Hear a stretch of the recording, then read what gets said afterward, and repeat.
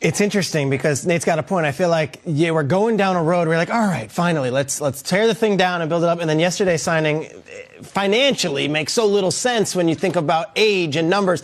And then I looked back at Dave Gettleman's end-of-the-year press conference back on January 2nd, talking to local reporters, and he's addressing them, and he kept on harping on the word culture, culture, culture. And then he said, you know what? Do you know who scored the most points in the NFC East this season? As bad as we were, the Giants scored more points without Odell Beckham on the field for much of the season, with Eli being so terrible. The Giants, led by Saquon Barkley, scored more points than the Eagles, the Redskins, and the Cowboys.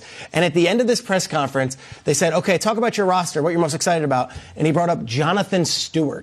And he said, do you know what Jonathan Stewart brought to this locker room? He brought leadership, he brought cohesion, and it was guys like Jonathan Stewart that made this team better than last year where the locker room was a mess. To me, those are telltale signs. That is easy to read through, and it's all about the guy, not about the player or the fantasy stats.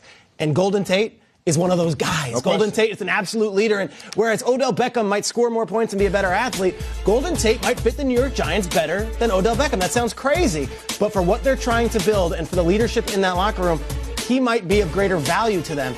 Last thing from me, Saquon, Evan Ingram, Sterling Shepard, and Golden Tate. That's a pretty good bunch of skill players right there. No question. Take the Odell thing out of it. That's still a good group. They can compete with this team, and I think they might have a better locker room.